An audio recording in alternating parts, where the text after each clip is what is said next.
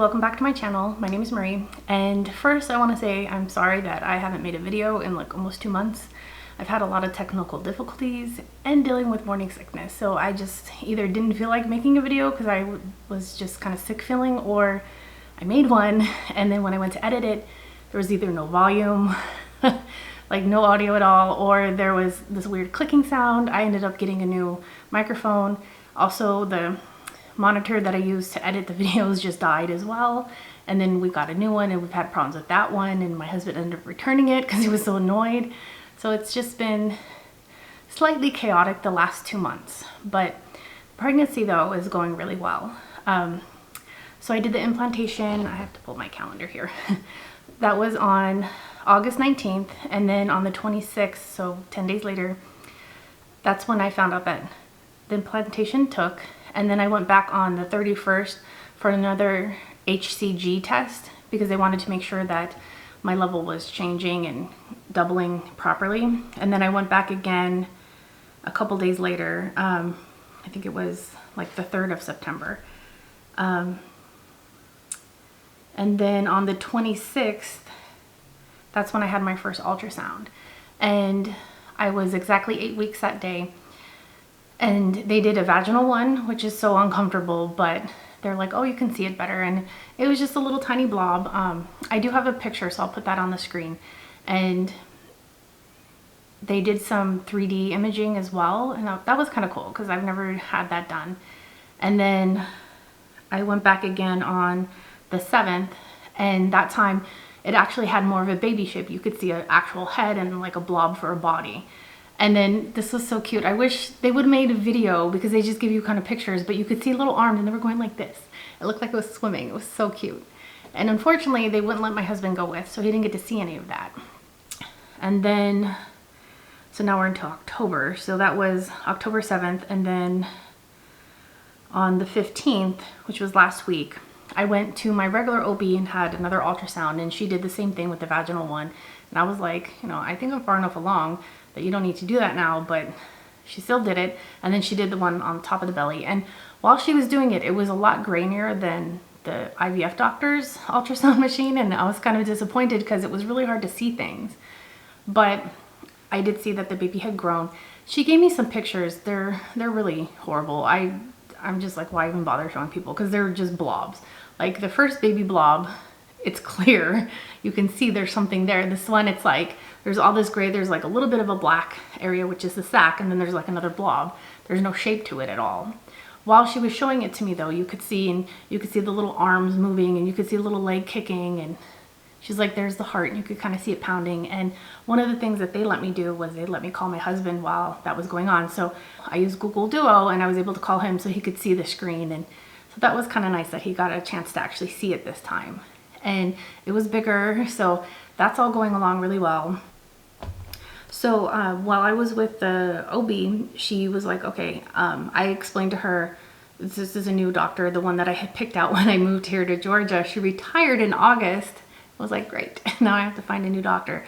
And I had only met her like twice, but you know, at least I knew her, and it was like, okay, this is the person I'm going to go to. So I had to find a new one, and there's none in my area that were available the week that I needed to go see the doctor. So I ended up going like almost to Atlanta, because we live outside of Atlanta, and it was just like, okay, well, I have the time, I'll drive wherever I need to go.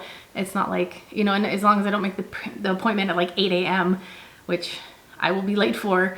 You know, my appointment was like at 2:30. I'm like, okay, I can make that, because I was still feeling really tired when I went to that appointment. But I was on time and everything, and it wasn't like, didn't have to rush. So it's like, okay, I have to go wherever. But anyways, I'm babbling. So so when she was talking to me, she was like, okay, I want you to see a specialist. And because I had mentioned that I had the one miscarriage that they didn't know why, and my water just broke randomly. And she mentioned that there's this thing, and I can't remember what it was called, but they do like an X stitch on your cervix to keep it closed. And my other doctors in California, after I had that miscarriage, they said that they were going to possibly do the same thing. They were going to monitor my cervix length, and if it started to get smaller, that they would do that. And she was like, I want you to go see the the midwife and this other specialist. It's like a really long appointment. It's like 40-minute long appointment.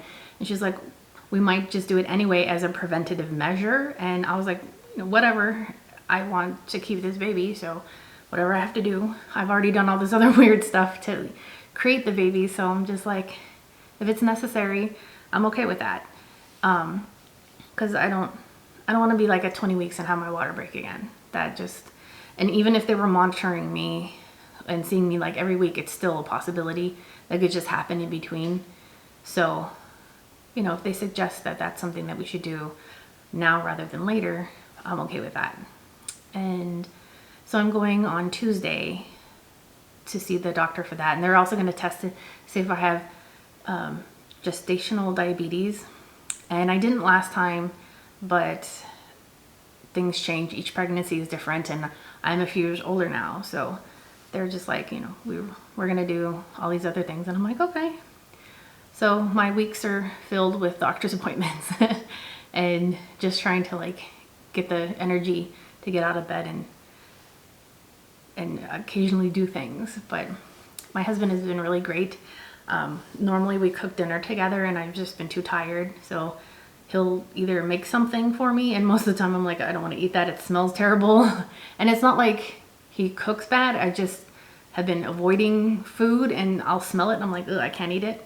Or he'll like go and get me something. Like I've been craving sandwiches, and you're not supposed to eat deli meat because it's got all these things in it. I forgot. I have baby brain so bad right now.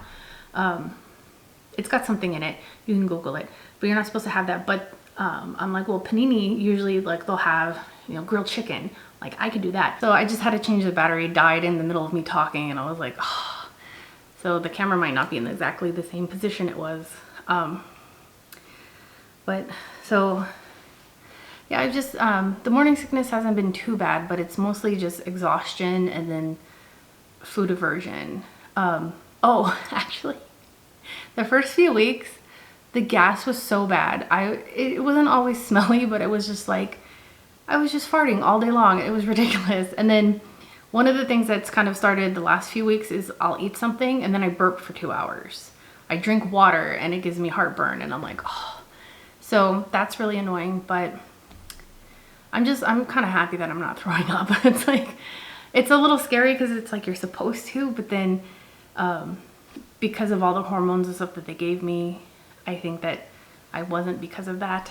So it's like, it's kind of scary because you read things about like if you're not experiencing morning sickness, you're more likely to have a miscarriage. But then at the same time, it's like, well, the IVF doctor gave me all these extra medicines and was monitoring me, and he asked me about my morning sickness and everything. So I was like, okay, that's not too bad. I shouldn't worry, and I've been trying not to stress about little things. And I've just been really just feeling very kind of like low-key and chill. I just don't want to deal with people's drama. I mean, we're in quarantine still. We're self-quarantining. My state is kind of open. They're just like, everybody do what you want. Just wear a mask. But we stay home most of the time because we just don't want to risk getting anything. Because even a regular cold can just be really hard when you're pregnant. So I'm just kind of at home a lot. I barely even see the neighbors. Like, I'll say hi once in a while, but like we haven't had anybody over for dinner or anything, and I'm okay with that. Like normally I'm a very people-y person. I'm like, hey, people come over and hang out, but I'm just like, not today. But yeah, things are going well, and I will make another video next week because I know I'll feel better, and I'll give you guys all the details on what happens with the other appointment. Yeah, so thank you for watching, and I will post another video next week updating because I'll be in the first week of the second trimester, so I'm really looking forward to that. So bye.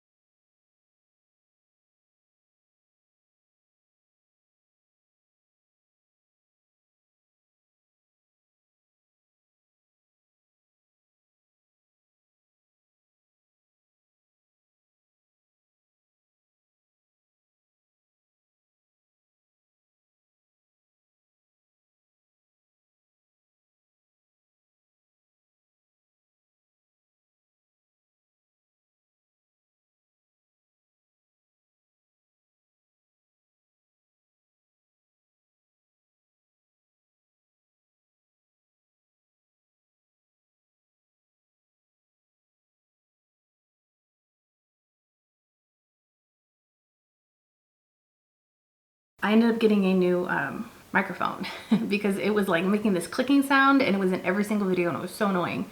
So we tested this one a couple times, and it's not doing that now. And like I had recorded some of the stuff that my husband was doing. Like we tested out using dry ice and water so we can make a cauldron that bubbled, and it was really cool, but you hear this clicking sound the entire time, and it's so distracting and annoying. So it's like, well, that's not a big deal. There's other videos on YouTube that do kind of the same thing. So it was just our version. So it's like, that's not important.